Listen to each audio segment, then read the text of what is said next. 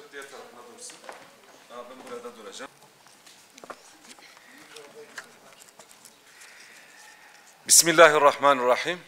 Kıymetli basın mensupları ve ekran başında bizi izleyen değerli vatandaşlarımız, sizleri sevgiyle, saygıyla, muhabbetle selamlıyorum. Evet, bugünkü basın açıklamamızda çok kıymetli misafirlerimiz var. 28 Şubat Gönüllüleri Platformu adına bugün sembolik olarak bacılarımız bizi ziyarete geldiler ve onlarla birlikte inşallah 28 Şubat'ta yaşanan mağduriyetleri dile getireceğiz. Evet, bunlar 28 Şubat'ın mağdurları belki diye tanımlıyoruz ama aslında 28 Şubat'ın kahramanlarıdırlar. İnandıkları gibi yaşamak istediklerinden dolayı mağdur oldular ve onlar bu inancından taviz vermediklerinden dolayı kimisi üniversite kapılarından geri çevrildi, kimisi de hiç okul okuyamadı. Ve bu 28 Şubat'ta öyle şeyler yaşandı ki maalesef yüzlerce genç kızlarımız okul okumaktan mahrum bırakıldı, eğitim hakları ellerinden alındı, sayısız travma ve mağduriyetler yaşandı. Başörtülüler özellikle bu 28 Şubat sürecinde ciddi mağduriyetler yaşadılar. Özlük hakları ellerinden alındı, memur olanlar görevlerinden oldular, çoğu iş adamları battı, lisede ve üniversitede okuyan gençlerimiz özellikle ikna odaları ismi altında ciddi mağduriyetler yaşadılar. Ama bugün halen de o mağduriyetlerden sonra istedikleri özlük haklarını elde etmemişler. Bu yönüyle biz de bugün 28 Şubat mağduriyetleri giderilmelidir diyoruz. 28 Şubat darbe sürecinde dindar kesim ağır bedeller ödedi.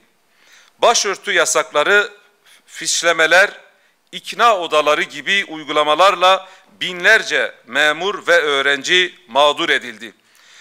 Memuriyetinden atılanların özlük hakları hala tam anlamıyla iade edilmedi.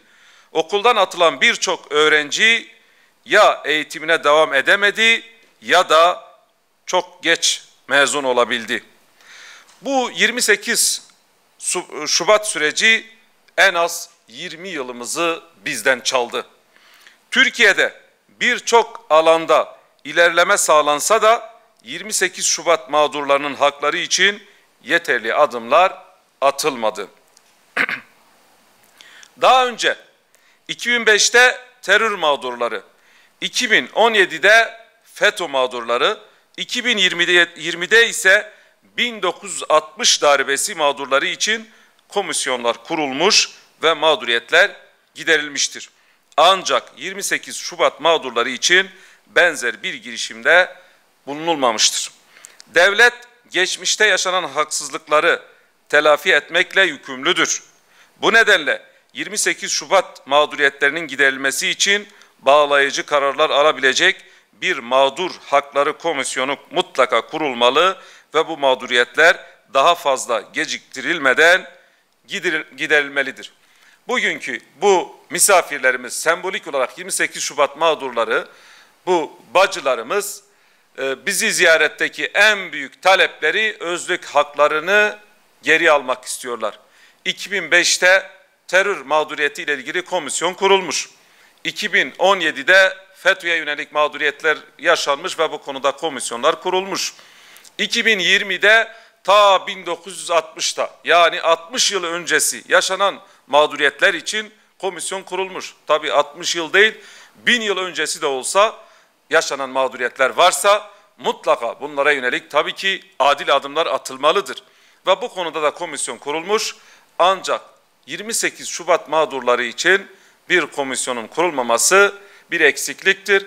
Bu konuda bir an önce bir komisyon kurulsun. Geçmişte yaşanan mağduriyetler bir an önce giderilsin diyorum. Bir diğer konu da öğrenci affı ile ilgili gençlerimiz sürekli bizden talepte bulunuyorlar ve biz de bu sorunu sürekli dile getiriyoruz. Hatta öğrenci affı ile ilgili kanun teklifimizi de meclise sunduk. Her milletvekilinin bir yasama yılında bir sefere mahsus kanun teklifini genel kurula getirme hakkı var. Ben bu hakkımı da öğrenci affı için kullandım. Ve bugün bu öğrencilerimiz af bekliyorlar. En doğal hakkı olan üniversiteyle tekrardan kayıt yapıp orada okumalarını istiyorlar. Bu yönden biz de çağrımızı yineliyoruz. Bir an önce bu öğrenci affı çıksın diyoruz. Ve dün Eğitim Bakanımızla Sayın Yusuf Tekin'le bir görüşme sağladım. Bir gündemimiz de öğrenci affıydı. İnşallah yani meclisin 4. yasama yılında önümüzdeki Ekim ayında tekrardan meclis açılacak. Ve o süreçte öğrenci affı ile ilgili çalışmalar olduğu söylendi. Bizim çağrımız çok geciktirilmeden bir an önce Ekim ayında öğrenci affı çıkarılsın ve bu gençlerimiz umudunu bağladığı bu okulunu okusun, memleketimize fayda sağlasınlar, katkı sağlasınlar diyorum. Teşekkür ediyorum. Sağ olun. Size de teşekkür ediyorum. Biz teşekkür Biz size atarız.